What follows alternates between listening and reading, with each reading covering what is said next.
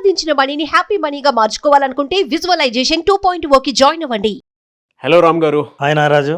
అవకాశవాదుల్ని మనం ఎలా గుర్తించాలి?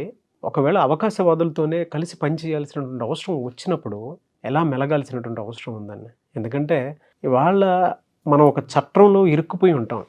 తీరా కొద్ది రోజులు ట్రావెల్ చేసిన తర్వాత విల్ గెట్ అ క్లారిటీ. ఓహో, వీడు అవకాశవాది అనేటువంటిది. ఎవరన్నా అడిగితే వాళ్ళు సింపుల్గా ఒక మాట చెప్పేస్తారు మనకి, మోసపోవటం నీ తప్పు కానీ వాళ్ళది ఎందుకు తప్పొద్దు అని చెప్పేసి ఒక మాట అనేసి వెళ్ళిపోతారు. సార్, మనసుకి ఎంత కష్టంగా ఉంటుందనంటే, నేను ఎంత చేసి ఎదుటిన్నోడి చేత మాట అనిపించుకునేది ఇదే అని చాలా సఫర్ అవుతాము. చాలా కొన్నిసార్లు అయితే బయటపడడానికి కూడా అవకాశం ఉండదు, అవేర్నెస్ ఉండక. ఎలా సార్ అసలు దాన్ని ఎలా గుర్తించాలి మనం? నారాజు, నిజం చెప్పమనా, యాక్చువల్గా ఇట్లాంటి అవకాశవాదుల్ని గుర్తించడం చాలా కష్టం. ఎందుకంటే అసలు అవకాశవాదులు నేర్చుకున్న ఒకే ఒక స్కిల్ ఏంటంటే, ఎప్పటికప్పుడు పరిస్థితులకు అనుగుణంగా వాళ్ళను అడాప్ట్ చేసుకోగలిగిన వాళ్ళ నేచర్ వల్ల వాళ్ళని గుర్తుపట్టడం చాలా కష్టం. అదే వాళ్ళకున్న స్కిల్. అందుకే ఆపర్చునిటీస్ ఎట్లా మనం గుర్తుపట్టాలి అని అంటున్నప్పుడు కష్టం కాబట్టి, గుర్తుపట్టలేదు కాబట్టి మీరు ఆపర్చునిస్ట్స్కి బలైపోయారు. అవకాశవాదులకు మీరు స్కేప్ గోట్ అయ్యారు, బలిపశువుగా మారారు. అయినా జాగ్రత్తగా ఆలోచిస్తే కొన్ని లక్షణాల ద్వారా ఎవరు అవకాశవాదులు ఎవరు కాదు అని గుర్తించవచ్చు. అయితే మీరు ఎప్పుడైతే నేను అవకాశవాదుల చేతుల్లో బలవుతున్నానని అనుకున్నారో అప్పుడు బయటపడాలని మీరు సిద్ధమైనట్టే అర్థం. అంటే సగం బయటపడినట్టు. నేను పొరపాటు అవతల వాళ్ళ సేఫ్టీ హ్యాండ్స్లో ఉన్నా అనుకున్నానే కానీ అవి బందీఖానా అని ఎప్పుడైతే మీరు తెలుసుకుంటారో అప్పుడు సగం బయటపడినట్టే లెక్క. ఇక ఎలా బయటపడాలి, ఎలా గుర్తించాలి ఇట్లాంటి వాళ్ళను అని అంటే కొన్ని లక్షణాలు. Number 1, inconsistency. వాళ్ళు ఒక ఇదే బిహేవియర్ని కన్సిస్టెంట్గా ఉంచరు. అవసరాన్ని బట్టి, సందర్భాన్ని బట్టి, ప్లేస్ని బట్టి వాళ్ళ ప్రవర్తన మారుతూ ఉంటుంది. ఒకసారి ఒక మాట మాట్లాడిన వాడు అదే మనిషి టక్మని మాట మార్చేస్తాడు. కన్సిస్టెన్సీ ఉండదు. ఏం పర్వాలేదులే అని ఒకసారి అంటే, ఏం పర్వాలేదేంటి, ఏంది పర్వాలేదు, సీరియస్గా తీసుకోవాల్సిందే అని ఒకసారి అంటాడు. అదే ఇంతకుముందు ఏం పర్వాలేదని అన్నాడే. సో మనిషి ఎప్పటికెప్పుడు అడాప్ట్ అవుతూ ఉండడం వల్ల, ఈ లక్షణం వల్లే వాళ్ళని గుర్తుపట్టడం కష్టం. సందర్భానికి అనుగుణంగా ప్రవర్తించాడేమో అని అనుకునే ప్రవర్తన ఈ ఇన్కన్సిస్టెంట్గా ఉండడం వల్ల అది ఒక లక్షణంగా గుర్తించాలి. ప్రవర్తనలోనే కాదు, ఒక్కోసారి వాళ్ళ మాటలో, వాళ్ళ కమ్యూనికేషన్లో ఒకే విధంగా ఉండరు. రెండవ లక్షణం ఏంటంటే, ఇప్పుడు నేను ఎప్పుడైతే ఒకే రకంగా ఉండరని అన్నానో, మన దృష్టి ఎవరినైనా సరే వీళ్ళని నేను అబ్జర్వ్ చేయాలి అని అనుకున్నప్పుడు ఒక సందర్భాన్ని తీసుకొని, ఈ సందర్భంలో వీళ్ళు ఎలా రెస్పాండ్ అయ్యారు, మళ్ళీ ఇలాంటి సందర్భం వచ్చినప్పుడు అలాగే రెస్పాండ్ అయ్యారా, అలాగే ఆలోచించగలిగారా లేదా అని మీరు అనుకుంటే అప్పుడు తెలుస్తుంది తేడా.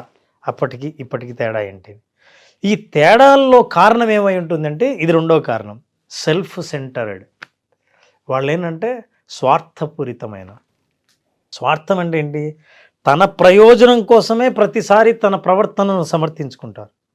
వాళ్ళకు ప్రయోజనం ఉంటుంది. Self centred. ఈ సెల్ఫ్ సెంటర్డ్ వల్ల మారిన ప్రవర్తనను కూడా సమర్థించుకుంటారు. సో ఇట్లా సమర్థించుకోవడం అనేది రెండో లక్షణం.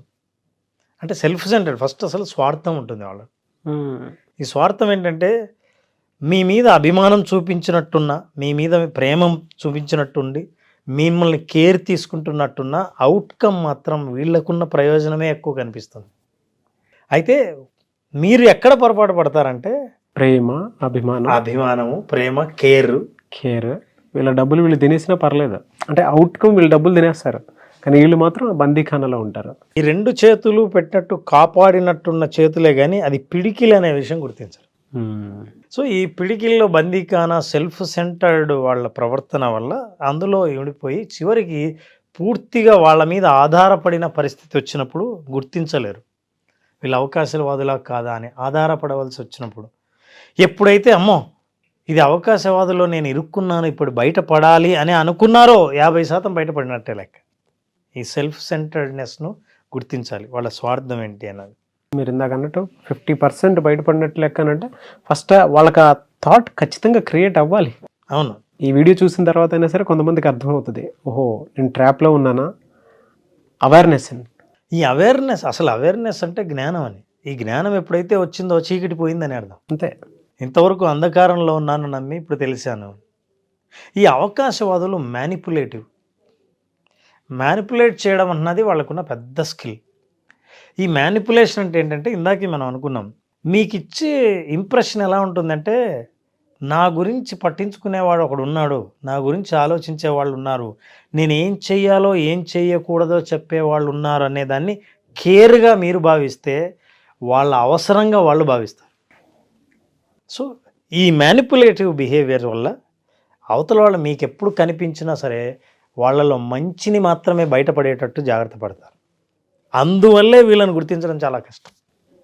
4వది, వీళ్ళకి ఎక్కువ పొగడత అలవాటు. ఉన్నదానికి లేనిదానికి ప్రతిసారి ఎక్కువగా మెచ్చుకుంటుంటారు, విపరీతంగా మెచ్చుకుంటుంటారు. అసలు ప్రతి మనిషికి ఎవరైనా సరే నన్ను మెచ్చుకునే వాళ్ళు ఉంటే వాళ్ళ మెచ్చుకోలు కోసం ఎదురు చూసే మానవ జీవితాలు చాలా ఉంటాయి. సో అలాంటి మెచ్చుకునే వ్యక్తి నా పక్కనే ఉండి నన్ను కేర్ తీసుకునే వాళ్ళు ఉండగా వాళ్ళకంటే ఇంకెవరిని నమ్మాలి అని అనిపిస్తుంది.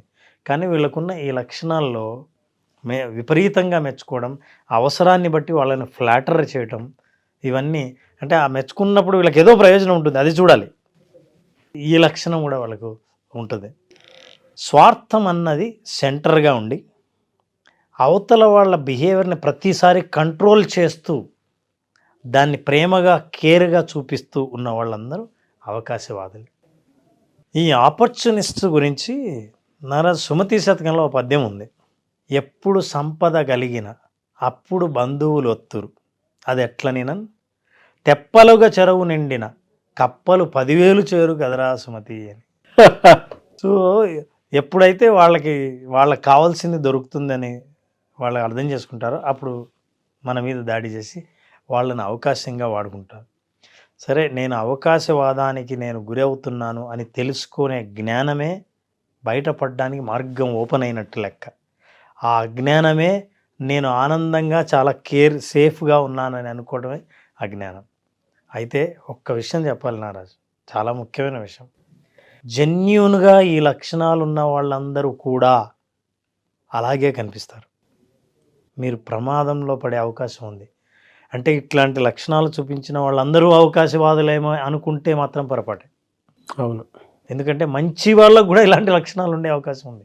మీరు ఇందాక అన్నదాంట్లో నాకు ఒకటి అనిపించింది సార్, అవుట్కమ్ ఒకటి ఉంటుంది, ప్రొటెక్షన్ ఉన్నట్టు ఒక లేయర్ కనిపిస్తుంది, వీళ్ళని కంట్రోల్ చేసి చూస్తారు అనేటువంటిది.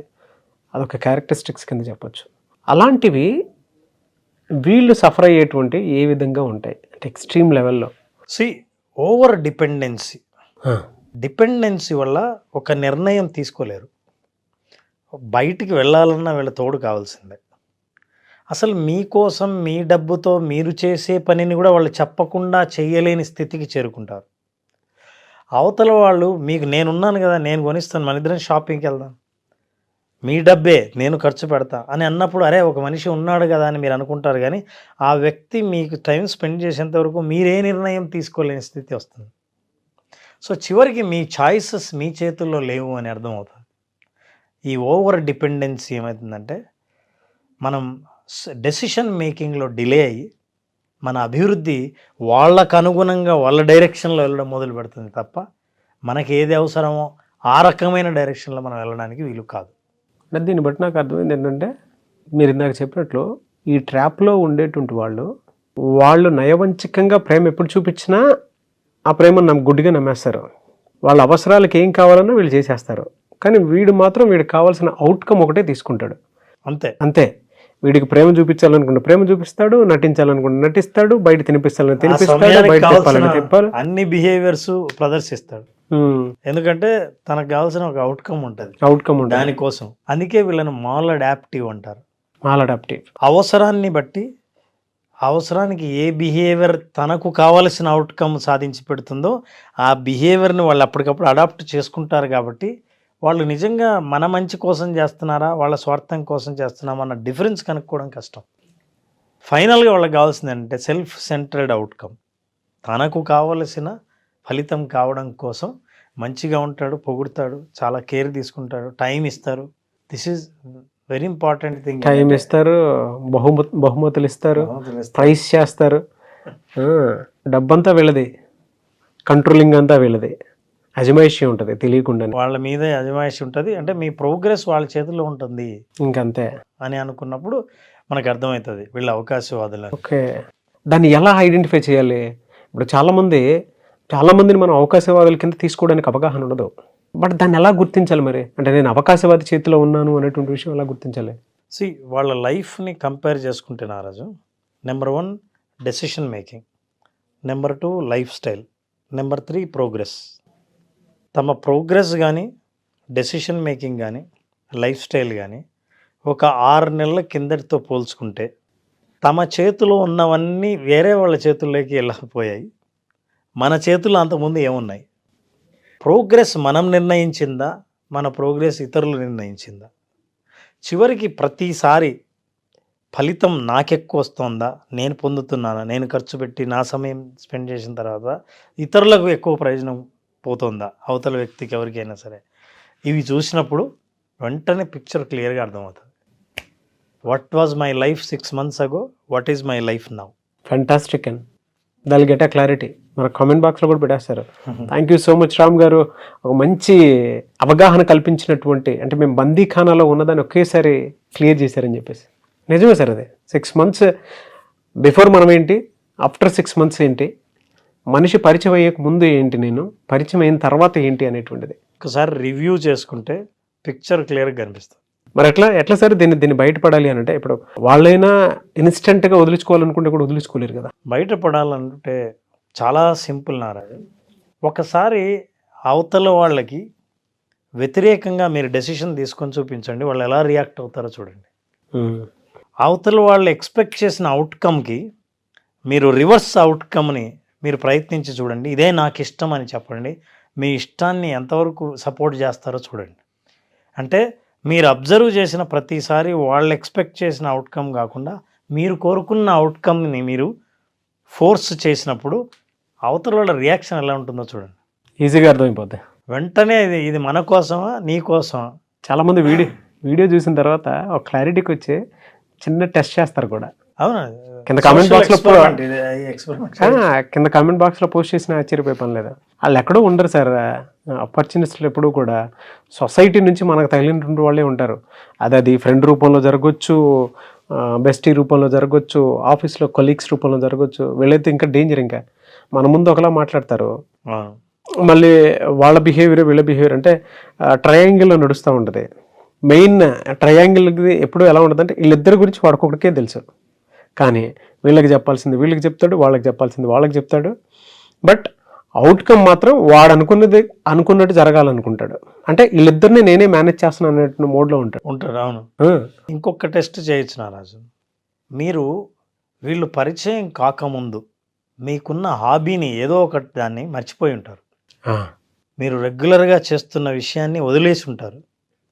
ఇప్పుడు నేను ఆ పని చేయడంలో బిజీగా ఉన్నా అని చెప్పండి. మిమ్మల్ని ఎంకరేజ్ చేస్తారా, అక్కడి నుంచి డిస్ట్రాక్ట్ చేస్తారా? డిస్ట్రాక్ట్ అనేది అంటే అన్ని ఎక్స్పెక్ట్ చేయలేము. నిజంగా మిమ్మల్ని పాజిటివ్గా ఎంకరేజ్ చేస్తుంటే వెరీ గుడ్ అని, so you are in good hands. But anyways I really appreciate your words అన్న. ఎందుకంటే ప్రతి ఒక్క మనిషికి కావాల్సినటువంటి లైఫ్ స్కిల్ని ఎక్కడో 10 చోట్ల తిరిగేటువంటి దాన్ని మీరు అలా చేతులు తీసుకొచ్చి పెట్టేస్తున్నారు చూసారా. That's a very great thing అండి. What a analysis, what a logic, picture clear. Thank you అన్న, thank you so much Ram garu. Thank you Naraj, thank you. చాలామంది క్లాసెస్ అడుగుతూ ఉన్నారు, ఎప్పుడున్న అవకాశం ఉంటుంది? నారాజ్ జూలై 12th క్లాస్ స్టార్ట్ చేస్తున్నాం. చాలామంది అడుగుతున్నారు 5 days సెషన్లో. ఈ 5 days సెషన్లో అసలు మనిషి ఏమీ లేని స్థితి నుంచి ఉన్న స్థితి నుంచి ఉన్నత స్థితికి చేరడం కోసం, ఆర్థికంగా ఉన్నత స్థితికి చేరడం కోసం ఉన్న వనరులను ఎలా ఆలోచించాలి, ఎట్లా మనం ఆర్థికంగా ప్రగతి సాధించాలి, ఆర్థిక స్వాతంత్రాన్ని సాధించాలి తెలుసుకోవాలనుకుంటే విజువలైజేషన్ 2.0 హ్యాపీ మనీని, మీ మనీని హ్యాపీగా మార్చి హ్యాపీ మనీని మీ దగ్గరకు చేర్చే మార్గాలు తెలుసుకోవాలనుకుంటే ఈ ప్రోగ్రామ్ అటెండ్ అయిన వాళ్ళకు ఖచ్చితంగా విజువలైజేషన్ 2.0లో ఎక్స్పీరియన్స్ అవుతారు. జూలై 12th నుంచి బ్యాచ్ స్టార్ట్ అవుతుంది. జాయిన్ అవ్వాలి అనుకున్నటువంటి వాళ్ళు స్క్రీన్ మీద కనిపిస్తున్న నెంబర్కి కాల్ ఆర్ మెసేజ్ వాట్సాప్ చేసి వెంటనే ఎన్రోల్ చేసుకోండి. మీ దగ్గర డబ్బు నిలవాలి అని అంటే దానికి ఒక ఎమోషన్ కావాలి. ఆ పర్ఫెక్ట్ ఎమోషన్ ఏంటి, ఎందుకు నా దగ్గర డబ్బులు నిలవట్లేదు, నా బ్రెయిన్ బ్యాంక్ బ్యాలెన్స్ వైపుకి ఎందుకు వెళ్ళట్లేదు అనుకున్నటువంటి వాళ్ళకి సరైన సమాధానం దొరికేటువంటి ఒకే ఒక class visualisation 2.0 happy money. So వెంటనే ఎన్రోల్ చేసుకోండి.